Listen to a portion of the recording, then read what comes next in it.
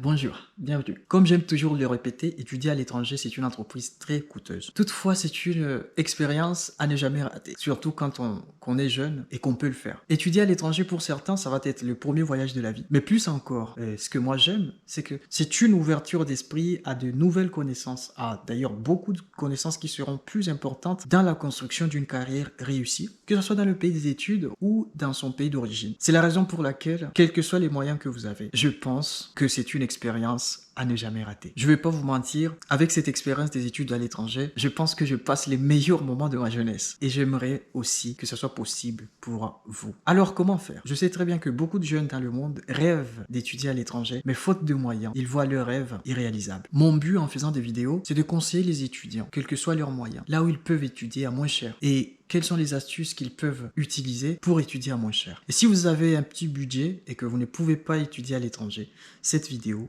est faite pour vous. Alors faites attention, je fais des vidéos pour motiver les gens. Je suis pas un vendeur de rêves. Il y a beaucoup d'étudiants qui ont vendu des parcelles et qui sont partis étudier à l'étranger et qui se sont vite retrouvés sans abri. L'échec, ça existe dans la vie. Prendre une telle décision, c'est prendre un risque. Même moi, j'ai pris un risque en venant là. Et dans cette vidéo, je vais vous donner quelques paramètres de réflexion pour vous aider à mûrir votre décision. Pour étudier au Kazakhstan, dans mon université par exemple, vous aurez besoin de au moins 5000 $ pour vous prendre complètement en charge pendant toute une année d'études. Je vous fais les détails dans le vlog. C'est un peu ennuyé, n'est-ce pas? On va vlogger un peu. On est avec Diana. Coucou. Bonjour. Oh, bonjour. Coucou, ça va? Это единственное, что я знаю. Ah, regardez-moi ça. On est dans une petite ville appelée Sarayn. Bon, on ne dira pas vraiment une ville, c'est comme un village, on dirait. 42 000 habitants. Vous voyez, même il n'y a pas assez de gens, les routes sont désertes, on dirait que les gens ont fui la guerre. Alors que tout est normal. Revenons à nos chèvres. Je disais... Wow. Ça sonne ici, on dirait une bombe. Le premier paramètre dont je vais vous donner, c'est que soyez sûr. Vous avez votre plan A, votre projet d'études, vous avez un certain montant d'argent. Et pour cela, je vous conseille, par exemple, pour les études au Kazakhstan, vous payerez par exemple 2600 $ pour les frais académiques, 600 $ pour le logement pendant toute une année. Ça fait déjà 3200 $. Vous payerez pour le manger, par disons 150 $ chaque mois. Le 10 mois, ça fait 1500 $. Alors ça fait 4700 $, plus un billet d'avion qui va vous coûter autour de 1000 $ et un visa qui va aussi vous coûter 200 $. Ça fait 4900 $, 5900 $, à peu près 6000 $. Donc vous voyez que c'est une somme très importante. Donc réfléchissez bien. Ne vendez pas vos parcelles. Venez ici, puis après, vous tombez dans la disgrâce. Pour votre plan, je vous conseille d'avoir soit un sponsor, soit de la famille sur qui compter. Prévoyez au moins de quoi payer les études, même si vous pouvez dormir affamé, mais ayez au moins de quoi payer les études. Parce que c'est la plus importante des choses. Si vous n'arrivez pas à payer vos études, l'université ne va pas vous aider à renouveler votre visa. Et du coup, bah, imaginez la suite. Hi. Hi. I'm good. Oh, what's your name? Beata. I can feel the blood creeping up from the heathens. Got will, got fight, got pride, got... J'ai oublié. Qu'est-ce que j'étais en train de raconter? Au moins, quelque part, il y a quelqu'un qui peut quand même vous donner un coup de pouce lorsque vous tombez dans de telles difficultés. Ça, c'est le deuxième paramètre de réflexion dont je peux vous partager. Le troisième paramètre de réflexion, c'est d'avoir une alternative, enfin un autre plan B. Et au besoin, il y a même un plan C. Tenez bien ceci à l'esprit. Au Kazakhstan, les étudiants étrangers ne sont pas autorisés de travailler et d'étudier en même temps. Ça fait que si vous prenez ce genre de décision et que vous n'êtes pas sûr de vos moyens, c'est un risque que vous prenez. C'est là que moi je vais vous partager mon expérience au fait. Je suis venu au Kazakhstan. J'étais très bien conscient que je n'étais pas autorisé de travailler.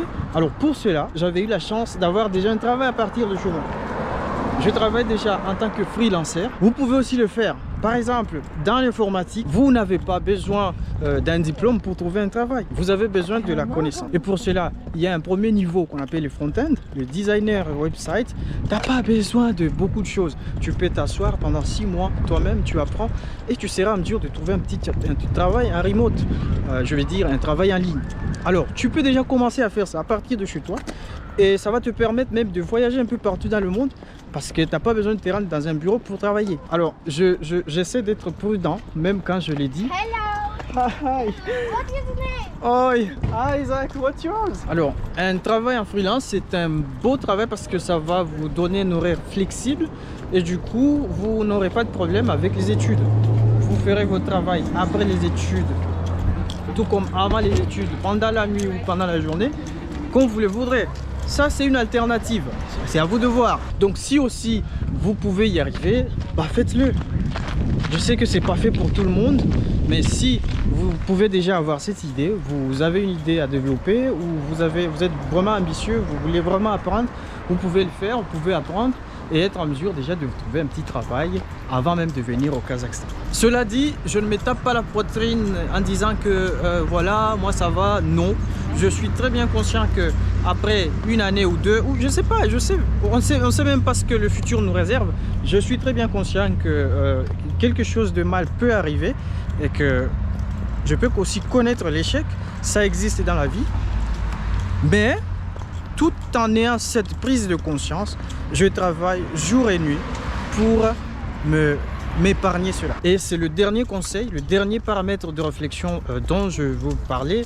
Travailler, travailler, travailler. Lorsque vous décidez de vous payer les études ou lorsque tout simplement vous prenez une telle initiative très coûteuse que d'étudier à l'étranger, vous savez déjà que vous n'avez pas droit à l'erreur. Sinon, ça risque de très mal se passer. Et donc, travailler dur, c'est tout. The heathens got will, got fight, got pride, got reason. If they wanna go eat, then you know I'm gon' feed them. If you're coming for me, hope you're ready for a demon. I got eyes in the back of my head, I'm seeing. Take me for granted and you know I'm leaving. I'ma take what's mine with the webs I'm weaving. Donc, voici là quelques paramètres de réflexion. Si vous pensez que vous pouvez le faire, en tout cas, je vous encourage énormément, défoncez. Mais tenez toujours compte du danger, du risque qui guette toujours derrière. Et donc, prenez courage. Travaillez dur pour ne pas tomber dans la disgrâce. À nous revoir encore dans une autre vidéo. Si vous avez des commentaires, si vous avez des impressions sur cette vidéo, sur mes conseils, n'hésitez toujours pas de me les dire en commentaire et abonnez-vous. Partagez avec les autres qui peuvent aussi arriver à une bonne décision après avoir suivi ces conseils.